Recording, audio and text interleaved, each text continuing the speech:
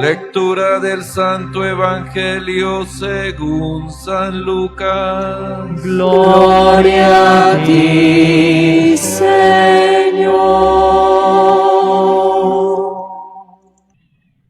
En aquel tiempo, los discípulos de Jesús contaron lo que les había pasado por el camino y cómo lo habían reconocido al partir el pan. Estaban hablando de estas cosas cuando Él se presentó en medio de ellos y les dice: paz a ustedes. Pero ellos, aterrorizados y llenos de miedo, creían ver un espíritu. Y Él les dijo: ¿por qué se alarman? ¿Por qué surgen dudas en su corazón? Miren mis manos y mis pies. Soy yo en persona. Pálpenme y desen cuenta de que un espíritu no tiene carne y huesos, como ven que yo tengo. Dicho esto, le mostró las manos y los pies, pero como no acababan de creer por la alegría y seguían atónitos, les dijo: ¿tienen ahí algo de comer? Ellos le ofrecieron un trozo de pez asado. Él lo tomó y comió delante de ellos, y les dijo: esto es lo que les dije mientras estaba con ustedes, que era necesario que se cumpliera todo lo escrito en la ley de Moisés y los profetas, y salmos acerca de mí. Entonces abrió el entendimiento para comprender las Escrituras y les dijo: así está escrito, el Mesías padecerá, resucitará de entre los muertos al tercer día, y en su nombre se proclamará la conversión para el perdón de los pecados a todos los pueblos, comenzando por Jerusalén. Ustedes son testigos de esto. Palabra del Señor. Gloria a ti, Señor Jesús.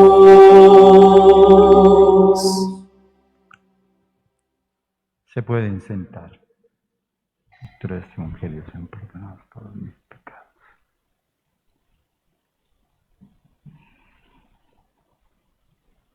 Durante este ciclo B que tenemos nosotros de la Pascua, de la cincuentena pascual,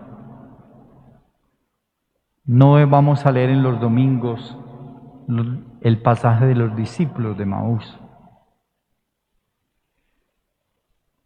Pero en la semana de la octava de la Pascua sí pudimos escuchar el texto. Y hay un elemento que es bien interesante dentro de esta perícopa que nos regala el evangelista San Juan en la conclusión prácticamente de su evangelio, porque estamos entre los discípulos de Maús y la ascensión. Y si quiero como que miremos un poquitico cuál es el tono y cuál es la pedagogía que tiene Jesús hoy para dirigirse a sus discípulos. Jesús viene a hacer una conciliación. ¿Eso qué es, Padre? Cuando muere en la cruz, los discípulos se van. Solamente queda María, Juan y algunas mujeres. Pero los demás huyen. El temor, el miedo, lo que se había suscitado en su corazón a raíz de la macabra muerte de Jesús en la cruz. Parecía que el líder o aquel que traía la paz o aquel que hablaba distinto había fracasado con ellos por la muerte en la cruz. Entonces Jesús llega a hacer esa conciliación con ellos. Quiere concretar a la comunidad de sus discípulos. Y el primer elemento que aparece es que ellos están hablando y están comentando de lo que les había pasado en el camino de Emaús. Pero ya habían unos encuentros previos del resucitado con María Magdalena, con Pedro y con Juan. Ya ellos habían tenido un contacto con el resucitado.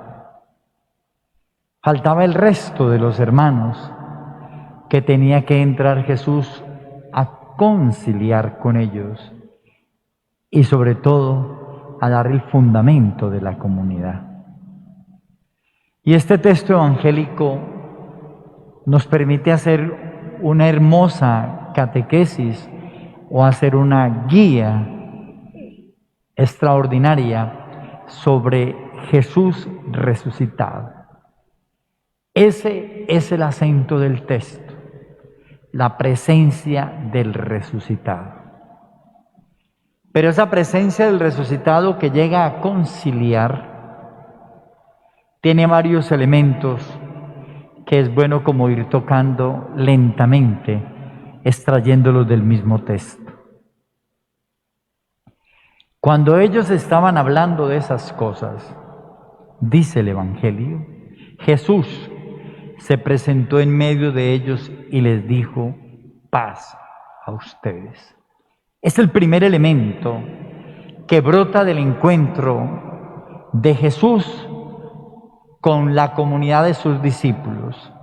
Y lo que trae el resucitado es paz.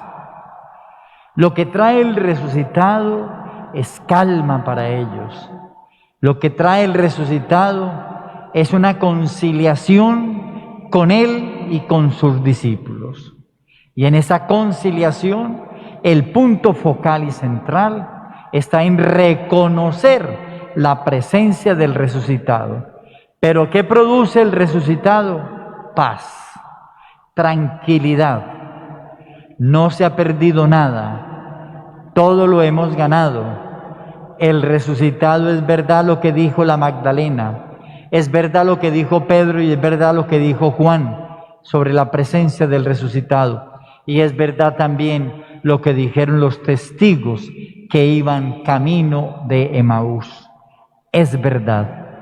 Pero más sin embargo, los que faltaban para ser confirmados en la fe, toman una actitud frente a la presencia del resucitado. Jesús, cuando ve que ellos creen que han visto un espíritu,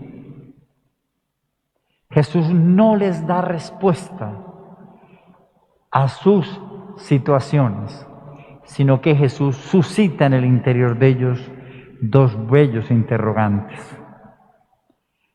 ¿Por qué se alarman? ¿Por qué surgen dudas en su corazón? Él no está explicando el fenómeno de la resurrección. Está interrogando qué sucede en el interior de ellos, qué pasa en su interior, por qué se turban, por qué hay dudas, por qué no creen sabiendo que estoy presente, por qué no hay certeza sabiendo que yo soy la certeza propia de la resurrección, por qué hay dudas en tu interior. Eso pasa con nosotros. También dudamos muchas cosas de Dios y cómo dudamos también del misterio del resucitado.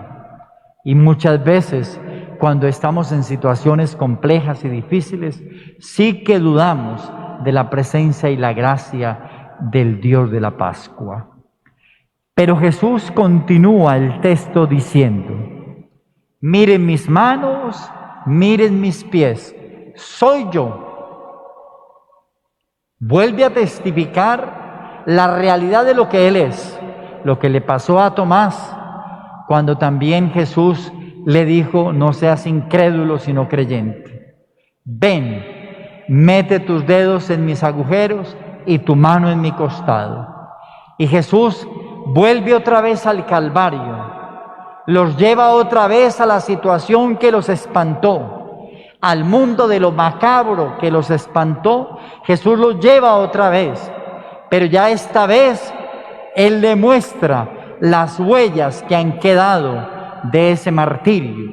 Él les muestra las huellas, cómo ha superado la cruz y cómo sencillamente ni los clavos ni el costado abierto lo pudieron retener en la tumba, sino todo lo contrario, cómo Él trae los signos de la pasión nuestra en la que lo sometimos, a donde lo llevamos, el extremo profundo al que llevamos al Señor, pero Él se muestra a sus discípulos como el glorioso resucitado con los signos de la tortura.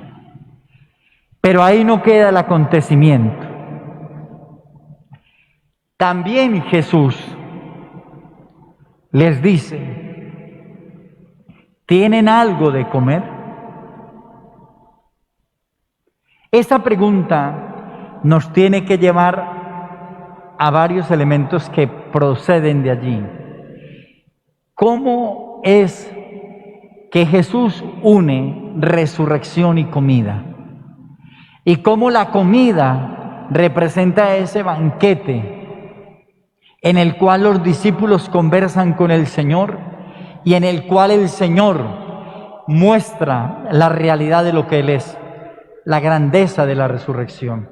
Entonces hay unos elementos que son muy bellos y aparecen allí: comunidad, comida, resurrección. 3 elementos hermosos. Comunidad, la comunidad de sus discípulos.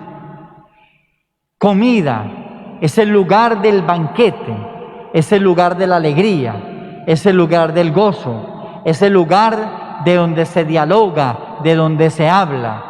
Y resurrección es la esperanza profunda de lo que produce la alimentación cuando la compartimos entre todos y cuando compartimos con los demás el banquete que el Señor nos sirve, pero también el banquete que compartimos cada día en los hogares.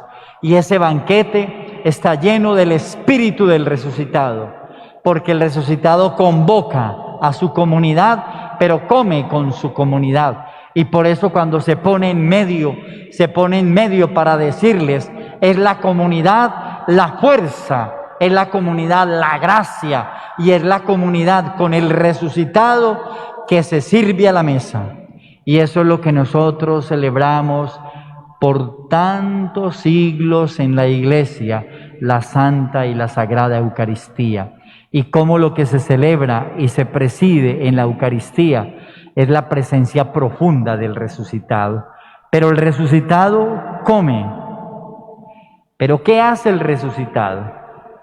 Les dice cómo tiene que comenzar el resucitado en la mesa a evangelizar.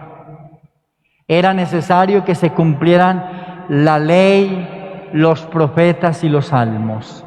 Empieza una catequesis extraordinaria para plantearles a ellos la realidad de lo que aconteció en el pasado, la realidad de lo que hablaron los profetas en el pasado, pero la realidad también sálmica, que es el profundo dolor y gracia de la oración, que el Señor muestra cómo todo se cumple en Él, en el resucitado, y cómo ese cumplimiento en el resucitado es la gracia clara y concreta de la presencia de un Dios que sabe que tiene que hacer entender a sus discípulos, y por eso dice: les abrió la inteligencia para que entendieran la palabra. Faltaba ese punto, faltaba la gracia y la irrupción del Espíritu y la fuerza del Espíritu para que ellos pudiesen unir lo que sucedió en el pasado con lo que es el resucitado en el presente. Y Él une pasado y presente para unir una sola realidad. Y aquí sí es importante tener esta acotación. cómo el mundo del protestantismo se quedó en el pasado, sin saltar a la Pascua y a resaltar el tiempo de la resurrección. Nosotros hemos pasado de ese Antiguo Testamento que Jesús hoy lo clarifica y lo testifica y lo evangeliza a sus discípulos, pero nos quiere dejar es la gracia de su resurrección, la gracia del misterio del resucitado que llega en la búsqueda de nosotros para que vivamos la experiencia de su gozosa resurrección. Y cuando le abrió a ellos la inteligencia para que entendieran las Escrituras, les dice lo siguiente: así está escrito, el Mesías padecerá, resucitará de entre los muertos, y al tercer día, en su nombre se proclamará la conversión y el perdón de los pecados. Interesante. ¿Esto qué quiere decir? El Señor Jesús, después de catequizarlos, les regala el querigma, el anuncio del Evangelio. Y ellos, ese anuncio del Evangelio queda en sus manos. Esa proclamación del reino de Dios queda en sus manos, pero no solamente en las manos de aquellos que fueron testigos, sino también de nosotros hoy, que creemos después de la resurrección del Señor en los misterios y en lo que la Iglesia nos ha predicado a través de la historia. Y aquí aparece el querigma, primer anuncio, el anuncio esencial para llevárselo al pueblo, para anunciárselo a la comunidad, para proclamarlo a la comunidad y para decirle que sencillamente el Señor resucitado de entre los muertos es aquel mismo crucificado en la cruz. Qué hermoso y qué completo se hace esto. Pero hay un último detalle que tiene el Evangelio, y este sí hay que tenerlo, y hay que hacer una meditación, y ojalá ustedes pudieran volver a leer este texto del Evangelio de San Lucas en el capítulo 24. Volver a leer, inclusive leyendo los discípulos de Maús.